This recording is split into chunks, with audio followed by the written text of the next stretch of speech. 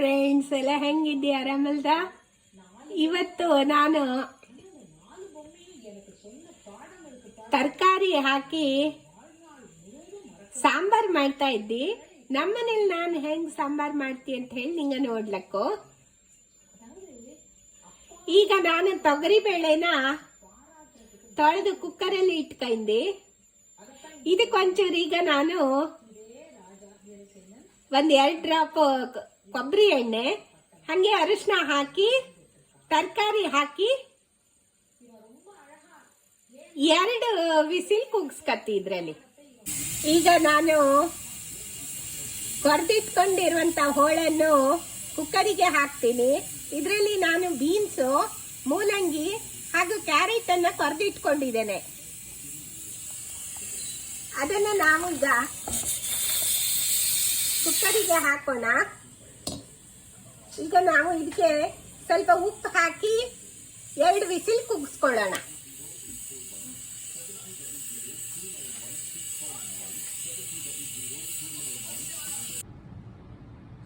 ಈಗ ನಾವು ಸಾಂಬಾರ್ ಮಸಾಲೆಗೆ ಹೊರ್ಕೊಳ್ಳೋಣ. ಸಾಂಬಾರ್ ಮಸಾಲೆಗೆ ಬೇಕಾಗುವ ಸಾಮಗ್ರಿಗಳನ್ನು ನಾನು ನಿಮಗೆ ಹೇಳ್ತೀನಿ. 1 ಚಮಚ ಕಡಲೆಬೇಳೆ, 1 ಚಮಚ ತೊಗರಿಬೇಳೆ, 1 ಚಮಚ ಉದ್ದಿನಬೇಳೆ, ಅರ್ಧ ಚಮಚ ಜೀರಿಗೆ, 1/4 ಚಮಚ ಮೆಂತೆ, 1 ಚಮಚ ಕೊತ್ತಂಬರಿ ಬೀಜ, ಅರಿಶಿನ, ಹಿಂಗು ಹಾಗೆ ಕರಿಬೇವಿನ ಎಲೆ, ಕೊಬ್ಬರಿ ಎಣ್ಣೆ ಹುರ್ಕೊಳ್ಳಿಕ್ಕೆ 1-2 ಚಮಚ ಕೊಬ್ಬರಿ ಎಣ್ಣೆ ಹಾಕೋಬೇಕು.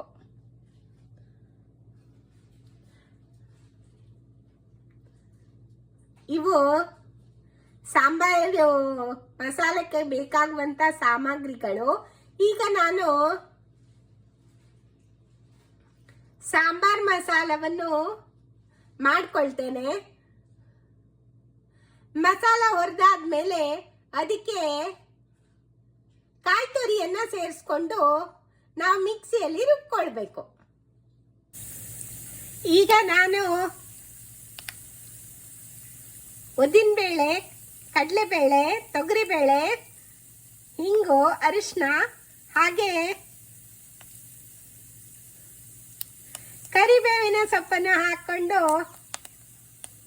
ಹೊಂಬಣ್ಣದವರೆಗೆ ಹುರ್ಕೋತಾ ಇದ್ದೀನಿ.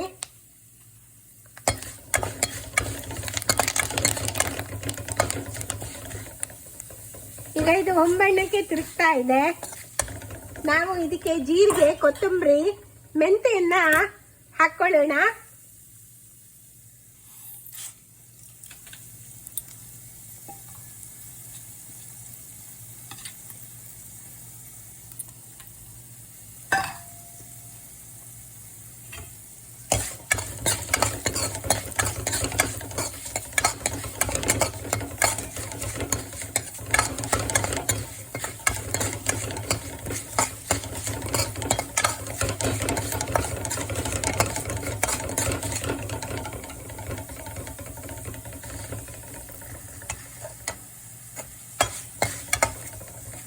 ಈಗ ಇದು ಮಸಾಲೆಗೆ ಹುರಿದಾಯ್ತು.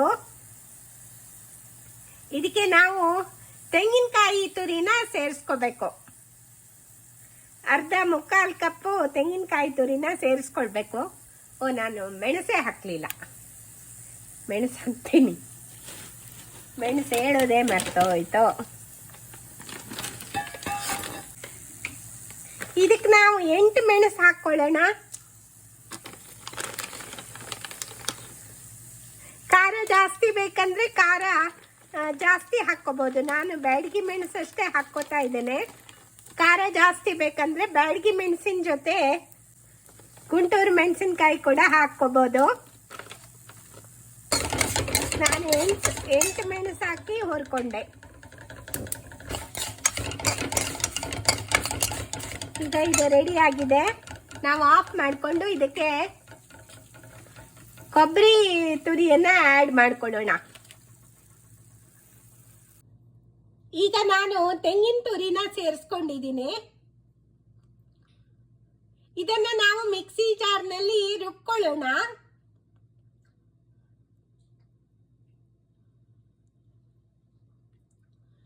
ಅಷ್ಟರಲ್ಲಿ ನಾನು ಲಿಂಬೆ ಗಾತ್ರದಷ್ಟು ಹುಣಸೆ ಹಣ್ಣನ್ನು ನೀರಲ್ಲಿ ನೆನೆಸಿಟ್ಕೋತೀನಿ.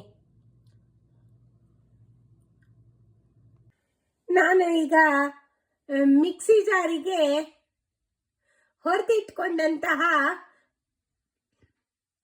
ಸಾಮಗ್ರಿಗಳನ್ನು ಹಾಕಿದ್ದೀನಿ. ಇದನ್ನು ನಾವು ಮಸಾಲೆಗೆ ರುಬ್ಕೊಳ್ಳೋಣ. ನಾನು ಇದನ್ನ ಮಿಕ್ಸಿ ಜಾರ್ನಲ್ಲಿ ಹಾಕಿ ಪೌಡರ್ ಮಾಡ್ಕೊಂಡು ಬರ್ತೀನಿ. ಈಗ ನಾನು ಬಾಣಲೆಯಲ್ಲಿ ಕೊಬ್ಬರಿ ಎಣ್ಣೆಯನ್ನು ಹಾಕಿ ಸಾಸಿವೆ ಕಾಳನ್ನು ಹಾಕೊಂಡಿದ್ದೀನಿ. ಸ್ವಲ್ಪ ಹಿಂಗ್ ಹಾಕೋಣ.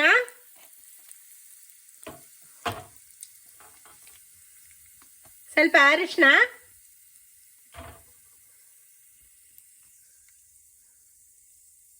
ಹಾಗೆ ಕರಿಬೇವಿನ ಎಸಳುಗಳನ್ನ ಹಾಕೊಳ್ಳೋಣ.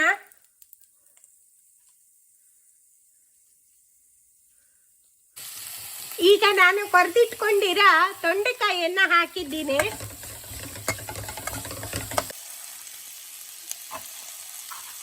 ಇದ್ರ ಜೊತೆಗೆ ಕೊರೆದಿಟ್ಕೊಂಡಿರೋ ಬದನೆಕಾಯಿಯನ್ನ ಹಾಕೊಳ್ಳೋಣ. ನನಗೆ ಈ ಸಲ ಬಿಳಿ ಬದನೆಕಾಯಿ ಸಿಕ್ಕಿತ್ತು.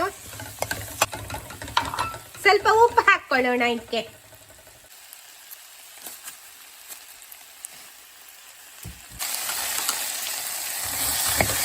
ಈಗ ಇದು ಅರ್ಧದಷ್ಟು ಬೆಂದಿದೆ. ಇದನ್ನ ನಾವು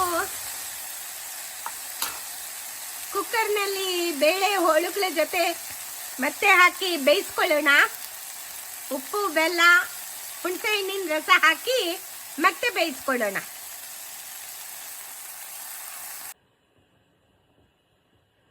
ಕುಕ್ಕರ್ನಲ್ಲಿ ಇದ್ದ ಬೇಳೆ ಹೋಳುಗಳು ಹಾಗೂ ಅರ್ಧ ಬೆಂದಿರುವಂತ ಬದನೆಕಾಯಿ, ತೊಂಡೆಕಾಯಿಯನ್ನ ನಾನು ಪಾತ್ರೆಗೆ ಹಾಕಿ ಕುದಿಸ್ತಾ ಇದ್ದೀನಿ. ಇದಕ್ಕೆ ನಾನು ಉಪ್ಪು, ಬೆಲ್ಲ ಹಾಗೂ ಹುಣಸೆ ರಸವನ್ನ ಹಾಕಿ ಕುದಿಸ್ತೇನೆ.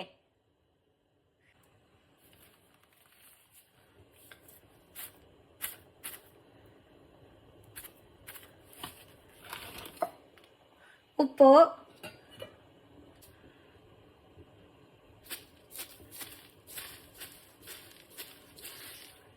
ಬೆಲ್ಲ,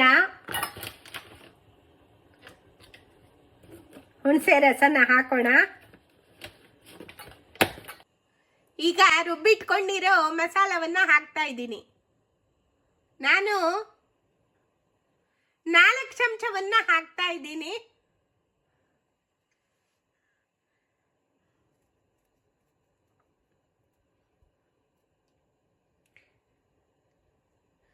ನೀವು ಖಾರಕ್ಕೆ ತಕ್ಕ ಹಾಗೆ ಮಸಾಲ ಪುಡಿಯನ್ನ ಹಾಕ್ಕೊಳ್ಬೋದು. ಈಗ ಸಾಂಬಾರು ಚೆನ್ನಾಗಿ ಕುದ್ದಿದೆ.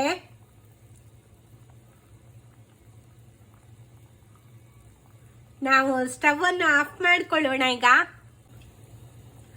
ರುಚಿ ರುಚಿಯಾದ ಸಾಂಬಾರು ರೆಡಿಯಾಗಿದೆ. ಬಿಸಿ ಬಿಸಿ ಅನ್ನದ ಜೊತೆ, ಚಪಾತಿ ಜೊತೆ, ದೋಸೆ ಜೊತೆ, ರೊಟ್ಟಿ ಜೊತೆ, ಇಡ್ಲಿ ಜೊತೆ, ಎಲ್ಲದ್ರ ಜೊತೆನೂ ಹಾಕೊಂಡು ತಿನ್ನೋದಕ್ಕೆ ಚೆನ್ನಾಗಿರುತ್ತೆ.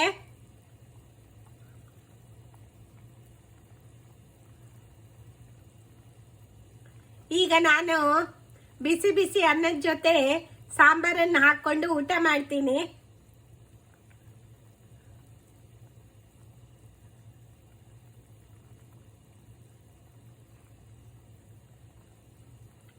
ನೋಡಿದ್ರಲ್ಲ ಫ್ರೆಂಡ್ಸ್, ನಮ್ಮನೆಯಲ್ಲಿ ನಾನು ಸಾಂಬಾರನ್ನು ಯಾವ ರೀತಿ ಮಾಡುವುದು ಅಂತ. ಇದೇ ರೀತಿ ನೀವು ಕೂಡ ನಿಮ್ಮನೆಯಲ್ಲಿ ಒಮ್ಮೆ ಟ್ರೈ ಮಾಡಿ ನೋಡಿ. ಈ ವಿಡಿಯೋ ನಿಮಗೆ ಇಷ್ಟವಾಗಿದ್ರೆ ಲೈಕ್ ಮಾಡಿ, ನಿಮ್ಮ ಫ್ರೆಂಡ್ಸಿಗೆ ಶೇರ್ ಮಾಡಿ. ಹಾಗೆಯೇ ಸಬ್ಸ್ಕ್ರೈಬ್ ಮಾಡೋದನ್ನು ಮರೆಯಬೇಡಿ.